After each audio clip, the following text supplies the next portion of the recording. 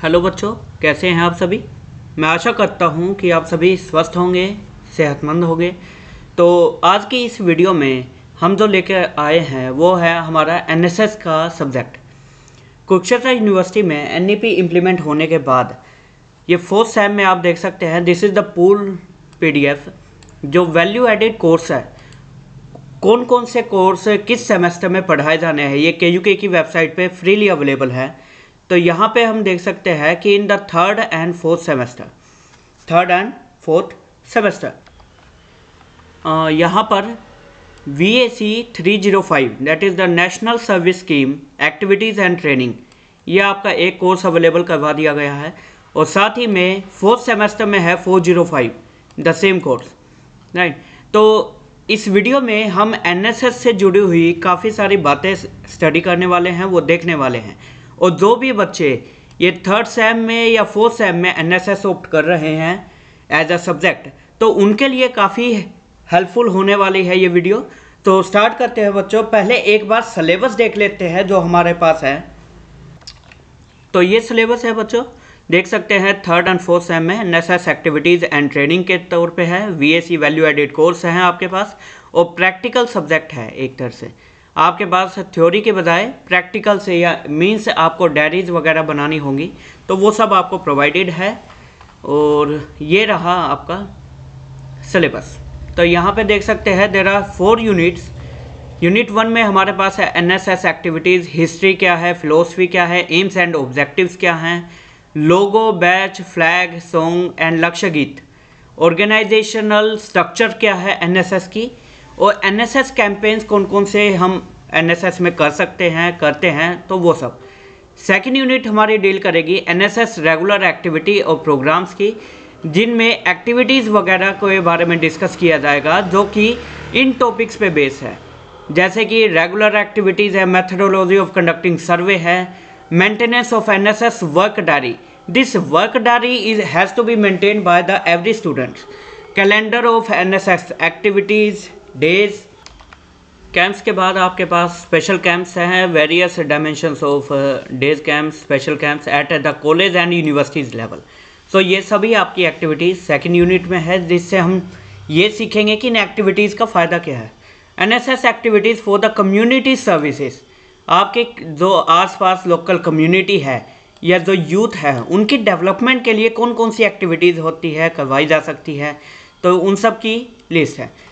Last में आपके पास fourth unit में आते हैं कि वो एक्टिविटीज़ जो कि हेल्थ, हाइजीन और गवर्नमेंट की स्कीम से जुड़ी हुई होती है, तो उनके बेसिस पे आपकी कुछ एक्टिविटीज़ हैं वो होती है, जैसे health education, role of food, nutrition, hygienes, healthy lifestyle, yoga, international yoga day आपको पता है, तो वो सब। और गवर्नमेंट की स्कीम्स क्या क्या हैं जो कि एनएसएस के पॉइंट ऑफ व्यू से प्रमोट की जाती है, एनएसएस की प्रमोशन के लिए बनाई जाती है। स्कीम्स है, प्रोग्राम्स है, कैंपेन्स है, माई भारत पोर्टल है, राइट। तो इन सभी के बारे में थोड़ा सा जानेंगे। और यहाँ से आप देख सकते हैं कि ये पूरी के पूरी चारों यूनिट्स ऐसा नहीं है कि कुछ ज़्यादा ही अलग है, मिलती जुलती है आपस में, कनेक्शन है आपस में, इंटरलिंक्ड है, और साथ ही में काफ़ी ईजी सिलेबस है as compare to the other syllabus, काफ़ी आसान है। और साथ में यहाँ पे आप देख सकते हैं जो एंड टर्म एग्ज़ाम है वो 35 मार्क्स का रहने वाला है, जो आपका लास्ट सेमेस्टर में एग्ज़ाम होना, फाइनल पेपर्स। और क्लास डायरी एनएसएस की, सेमिनार, वाइवा वॉइस वगैरह के 10 मार्क्स है, और 5 मार्क्स आपके हैं। So this 15 marks assessment is there for the internal assessment, right. और फाइनल एग्ज़ाम 35 का। सो ओवरऑल आप देख सकते हैं 50 मार्क्स का आपका पेपर है ये हम देख सकते हैं 50 मार्क्स, ठीक है। तो 50 मार्क्स में स्कोर करना होगा। तो ये तो था आपका सिलेबस जिससे आपको रूबरू करवाया गया है। अब फटाफट हम देख लेते हैं चारों यूनिट्स का, क्योंकि देखिए ज़्यादा कुछ लेंथी नहीं है, तो शॉर्ट नोट्स बनाए गए हैं आप सबके लिए। तो उन शॉर्ट नोट्स के 1 बाय 1 हम यूनिट वाइज देख लेंगे, ठीक है, इस वीडियो में। और उन्हीं के बेसिस पे आपको लिंक करना है कि क्या क्या आप में चेंजेस आए हैं एनएसएस के दौरान, और कौन कौन सी एक्टिविटीज़ करवाई जाती है, आपके नियर बाय एरिया में क्या क्या एक्टिविटीज़ करवाई जाती है, तो वो सब हम डील करेंगे इसमें। तो स्टार्ट करते हैं बच्चों। तो देखिए बच्चों, एनएसएस एक्टिविटीज़ में पहले है हमारे पास हिस्ट्री एंड फिलोसफी कि हिस्टोरिकल एस्पेक्ट क्या है और क्या फिलोसफिकल एस्पेक्ट है आपके पास। एनएसएस की बात की जाए तो 1969 में इसको शुरुआत की गई थी और वजह क्या थी, क्योंकि 1869 में महात्मा गांधी जी का, जो हमारे राष्ट्रपिता हैं, उनका जन्मदिन था। तो 100 साल होने के बाद यानी कि 1969 में एनएसएस की शुरुआत की गई जन्म शताब्दी के अवसर पर, जिसका मूल उद्देश्य स्वयंसेवकों को के व्यक्तित्व का विकास करना और उन्हें समाज सेवा से जोड़ना था, उनमें समाज सेवा की भावना को लाना था। मेन जो आपका स्लोगन है एनएसएस का, not me but you, right, यानी कि हिंदी में कहें तो मैं नहीं तुम, यानी कि निस्वार्थ भाव से सेवा और एकता का प्रतीक है आपका ये एनएसएस, राइट। तो उद्देश्य की बात की जाए, कौन कौन से उद्देश्य हैं, हमारे मोटिव्स क्या हैं, तो जिस समुदाय में कार्य किया जा रहा है उस समुदाय के बारे में समझना, समुदाय की समस्याओं की पहचान करना और उनके समाधान में जो भी वॉलंटियर्स हैं उनकी भागीदारी को सुनिश्चित करना। तो ये बहुत ही अहम उद्देश्य है आपका एनएसएस का। सामाजिक और नागरिक जिम्मेदारी का विकास करना, स्टूडेंट में ज्ञान का प्रयोग करके व्यवहारिक समस्याओं का समाधान करना। जो हमारे डेली लाइफ में जो समस्याएं आती है, ज्ञान की मदद से उसको सोल्व करना। समूह में रहना, अर्थात कि आपको अलग अलग ग्रुप बनाकर, राइट, ग्रुप में सभी के साथ सामंजस्य बिठाते हुए आपको समूह में ना केवल रहना है बल्कि जिम्मेदारी भी साझा करनी है, मिलके काम करना है, यूनिटी के साथ आपको काम करना है। लीडरशिप क्वालिटी का डेवलपमेंट करना, नेतृत्व क्षमता और लोकतांत्रिक दृष्टिकोण का विकास करना, ये भी एक अहम उद्देश्य है एनएसएस का। साथ ही आपदाओं और आपात स्थिति में सहायता करने की क्षमता। कोई मान लीजिए बाढ़ आ गई या कुछ आपका डिजास्टर आ गया, आपदा आ गई, तो उसमें उस समाज की, जिस समाज की समस्याओं और उनके समाधान की भागीदारी की आपने कोशिश की थी, तो उस समाज को बचाने के लिए सहायता करना, ये सभी भी एनएसएस के आपके अहम उद्देश्य हैं। तो गौर करने लायक बात क्या है कि सभी के सभी आपके किससे जुड़े हुए हैं, कम्युनिटी से, यानी समाज से। हमें ओवरऑल एनएसएस वॉलंटियर्स को, बच्चों को ऐसा मार्गदर्शन करना है ताकि वो समाज में जाके उस समाज से ना केवल जुड़े बल्कि उसकी समस्याओं को भी सोल्व करने, समाधान करने में मदद करें। ऐसे समाज के हमें निर्माण करना है। तो यही उद्देश्य है एनएसएस का। ठीक है बच्चों, तो आगे चलते हैं। एनएसएस का प्रतीक चिन्ह, बैज, ध्वज, गीत एवं लक्ष्य गीत क्या है, तो इसके बारे में ज़्यादा डिटेल में आप गूगल पर सर्च कर सकते हैं, आपको फ़ोटोज़ वगैरह मिल जाएंगी, पर मैं बेसिक सा बता देता हूँ। देखिए प्रतीक चिन्ह क्या है एनएसएस का, जिसमें कोणार्क जो मंदिर है उसमें जो सूर्य चक्र स्थापित है, तो उसके बिहाफ पे आपका प्रतीक चिन्ह बनाया गया है। यानी प्रतीक चिन्ह में कोणार्क के सूर्य चक्र का मेंशन है, जो कि क्या बताता है, निरंतरता एवं गति का प्रतीक है कि आपके पास कंटिन्यूटी रहनी चाहिए। एनएसएस में आप लगातार काम करते रहेंगे और गति के साथ काम करेंगे, यानी फोर्स के साथ। ठीक है, तो ये है आपका प्रतीक चिन्ह। बैज की बात की जाए तो लाल रंग क्या जो है वो दर्शाता है युवाओं की ऊर्जा और जोश को। ठीक है, ध्वज की बात की जाए तो दो रंग होते हैं आपके, लाल और गहरा नीला। ठीक है, और इनका वजह क्या है, क्योंकि एनएसएस प्रतीक, ये आपने ऊपर देखा है प्रतीक चिन्ह में ये आपके लाल और नीले दोनों रंग होते हैं, तो ध्वज में भी वही लाल और नीले रंग का ध्वज बनाया गया है। गीत की बात की जाए तो एनएसएस गीत जो कार्यक्रम एवं शिविरों में गाया जाता है, उसका मोटिव क्या है, वो शो करता है कि मूल्य क्या है आपके एनएसएस के। एनएसएस के जो लक्ष्य हैं उनको दर्शाता है ताकि आप अपने लक्ष्यों से जुड़े रहें। ठीक है, लक्ष्य गीत की बात की जाए तो प्रेरणादायक एक गीत है जो एनएसएस के लक्ष्य और दृष्टिकोण को बढ़ावा देता है। ठीक है, तो ये आप इनकी फ़ोटोज़ वगैरह गूगल पे सर्च कर लेना, आपको मिल जाएगा। तो मोटिव बता दिया है कि ये कहाँ से लिए गए हैं और क्या है और क्यों है ज़रूरी। ठीक है, फिर उसके बाद बात करते हैं कि एनएसएस की संगठनात्मक संरचना क्या है। देखिए, अलग अलग स्तर हैं, जैसे महाविद्यालय का स्तर है। ठीक है, महाविद्यालय से ऊपर विश्वविद्यालय, यूनिवर्सिटीज़ आ गई आपकी। उसके बाद राज्य स्तर है, यानी कि स्टेट लेवल, एंड लास्ट में आपके पास है सेंट्रल लेवल, सेंटर, राइट। सो महाविद्यालय की बात की जाए, कार्यक्रम अधिकारी एवं एनएसएस इकाइयाँ। जैसे साहा महाविद्यालय से हूँ मैं, तो महाविद्यालय में भी एनएसएस की इकाई है आपकी, राइट, एक इकाई है, और उस इकाई का कोई ना कोई ऑफिसर रहता है, कार्यक्रम अधिकारी होता है। तो महाविद्यालय के स्तर पे ये एनएसएस की संरचना है।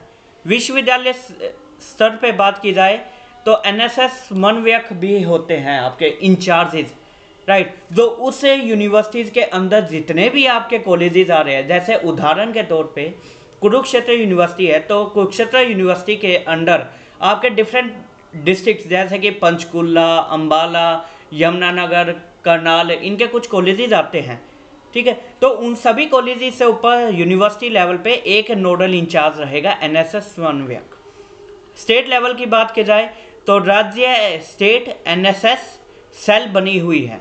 ठीक है, पूरे हरियाणा की, राइट, क्योंकि मैं हरियाणा से हूँ, तो हरियाणा के जो एनएसएस सेल है वो कहाँ पे बैठती है, वो बैठती है पंचकुला में।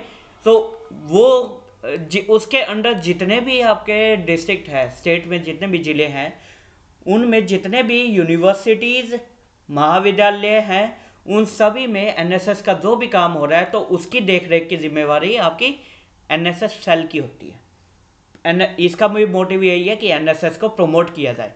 और सेंट्रल लेवल जो सबसे ऊपर लेवल है, जिसमें अलग से आपका मंत्रालय भी है, राइट, युवा कार्य एवं खेल मंत्रालय को एनएसएस दी हुई है, तो भारत सरकार द्वारा। तो ये आपकी संगठन की संरचना है अलग अलग स्तर पर। मैं आशा करता हूँ कि आप सभी समझ पाए होंगे। तो आगे चलते हैं, एनएसएस अभियानों के विवरण, यानी कि एनएसएस के अंदर कौन कौन से अभियान किए जा सकते हैं, कौन कौन से कार्यक्रम किए जाते हैं। कुछ उदाहरण दिए गए हैं, जैसे कि यहाँ पे पर्यावरण संरक्षण, यानी कि एनवायरनमेंट कंजर्वेशन को लेकर काफ़ी सारी गतिविधियाँ करवाई जाती है, जैसे वृक्षारोपण हो गया आपका, स्वच्छता अभियान। आप सभी को रिलेट कर पा रहे होंगे कि ये सभी आपने अपने समय में एनएसएस में किया होगा। प्लास्टिक विरोधी मुहिम, तो ये सभी उदाहरण है पर्यावरण संरक्षण के। जलवायु परिवर्तन को लेकर क्या किया जा सकता है, ग्लोबल वार्मिंग को लेकर मान लीजिए आपने अवेयरनेस प्रोग्राम चला दिया, उस अवेयरनेस प्रोग्राम में बच्चों को अवेयर किया, जागरूक किया कि क्यों जलवायु आपकी अहम है, इम्पोर्टेंट है। एनर्जी कंजर्वेशन को लेके आपने चला दिया, ऊर्जा संरक्षण को लेके। तो ये सब किस कैटेगरी में आ गए, जलवायु परिवर्तन से जुड़े हुए अभियान हो गए। इसी प्रकार रक्तदान किया जा सकता है, ब्लड डोनेशन कैंप बहुत ही फेमस है आपका, राइट। डिजिटल साक्षरता को लेके भी आपका ये कार्यक्रम चलाया जा सकता है, जिसमें ऑनलाइन सुरक्षा, जो नकद आपके लेन देन है उसकी जानकारी, तो उसको लेके जागरूकता अभियान चलाया जा सकता है। नशा छोड़ने के लिए जन जागरूकता अभियान चलाया जा सकता है। रिहैबिलिटेशन कोलैबोरेशन किया जा सकता है, कोई नशे में पड़ गया है बच्चा है तो उसको उसका नशा छुड़वा कर उसे पुनः समाज में लेके आना, तो ये भी एक अहम आपका कार्यक्रम हो सकता है एनएसएस के अंडर। सिमिलरली काउंसलिंग करना, तो ये सभी, तो ये आपके कुछ उदाहरण थे जिनके तहत आप ये एनएसएस के अभियान चला सकते हैं। ठीक है, तो यहाँ तक आपकी एक छोटी सी यूनिट थी, यूनिट 1, जिसमें हमने क्या क्या स्टडी किया मैं एक बार फिर से बता देता हूँ। देखिए, पहले हमने देखा कि एनएसएस क्या है, उसका हिस्ट्री क्या है और क्यों शुरुआत की गई, और फिलोसफी क्या है, नॉट मी बट यू, निस्वार्थ भाव से सेवा और एकता का प्रतीक। एनएसएस के क्या क्या उद्देश्य हैं वो आपको बताए मैंने। फिर उसके बाद हमने देखा कि क्या क्या उसके पास बैचेज है, आपके पास ध्वज है, गीत है, लक्ष्य गीत है, प्रतीक चिन्ह है। ऑर्गेनाइजेशनल स्ट्रक्चर, संगठनात्मक संरचना के बारे में स्टडी किया, और लास्ट में कौन कौन से अभियान वगैरह चलाए जा सकते हैं। तो ये सभी था आपका यूनिट 1। तो बच्चों सेकंड यूनिट में हमारे पास आता है कि एनएसएस की नियमित गतिविधियां क्या है और कौन कौन से कार्यक्रम हैं। हालांकि ऊपर आपको हिंट मिल चुका है कि कौन कौन सी गतिविधियां करते हैं, बट फिर भी नियमित गतिविधियों की यदि हम संकल्पना करें तो क्या क्या है। छात्रों द्वारा प्रतिदिन और नियमित रूप से किए जाने वाले सेवा कार्य, वो सेवा कार्य जो कि समाज के लिए है, जैसे स्वच्छता अभियान, आपका लिटरेसी का कैंपेन चला दिया, साक्षरता का, परिसर सौंदर्यकरण यानी कि आपके ब्यूटिफिकेशन का आ गया कैंपस का। तो ये सभी के सभी आपके नियमित गतिविधियों में आते हैं। सर्वेक्षण की विधि सामाजिक आर्थिक सर्वेक्षण, सोशो इकोनॉमिक सर्वे के माध्यम से भी समुदाय की आवश्यकताओं का मूल्यांकन किया जा सकता है। उदाहरण के तौर पे जैसे आप साहा में है तो साहा के पास वाले जितने भी गांव हैं उनमें आप जाकर सोशो इकोनॉमिक सर्वे का डाटा इकट्ठा कर सकते हैं, और उन डाटा के बिहाफ पे आपको पता लग सकता है कि हमारे समाज में किस चीज़ की प्रॉब्लम है और किस चीज़ की ज़रूरत है।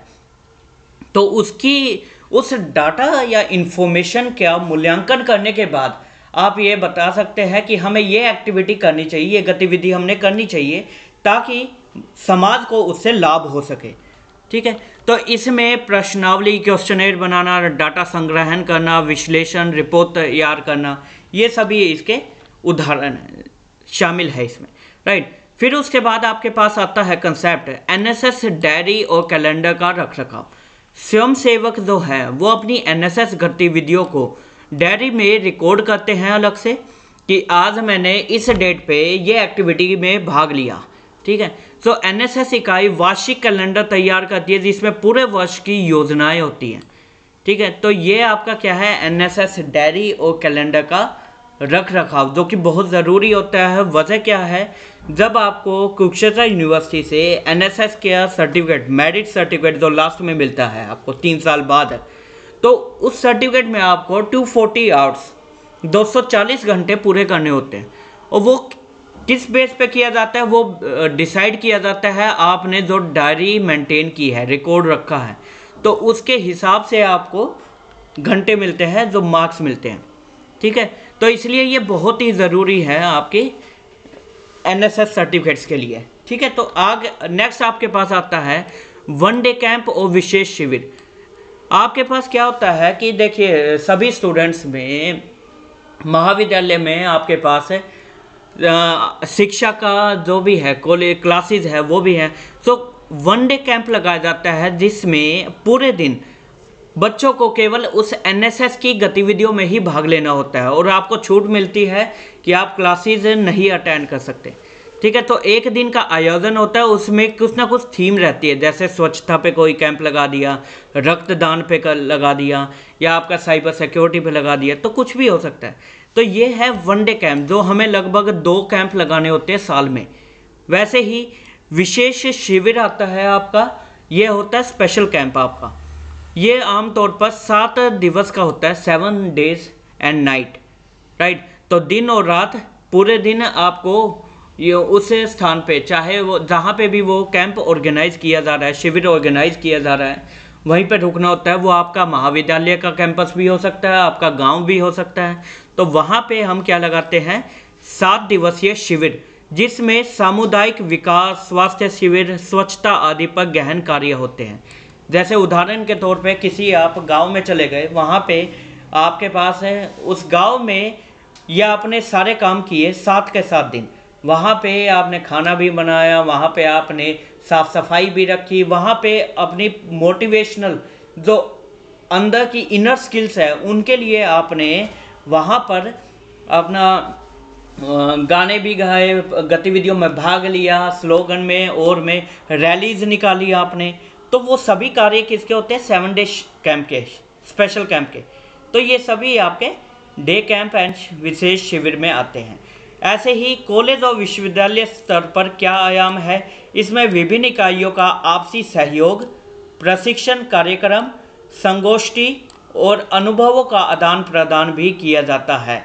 अब क्योंकि ये एनएसएस एज अ सब्जेक्ट आ चुका है, तो आगे चलकर इस पे काफ़ी सारे सेमिनार्स भी ऑर्गेनाइज किए जाएंगे। ठीक है, उन सेमिनार्स में, उन संगोष्ठियों में आपके अनुभव शेयर किए जाएंगे, प्रशिक्षण कार्यक्रम होगा, आपसी सहयोग के ऊपर चर्चाएं होंगी। तो ये सभी आपके क्या आते हैं, आपके सेकंड यूनिट के टॉपिक्स हैं, इनके बारे में आपको पता होना चाहिए। अब आपके पास आती है हमारी थर्ड यूनिट, जिसमें है सामुदायिक सेवा और युवा विकास से हेतु एनएसएस गतिविधियाँ।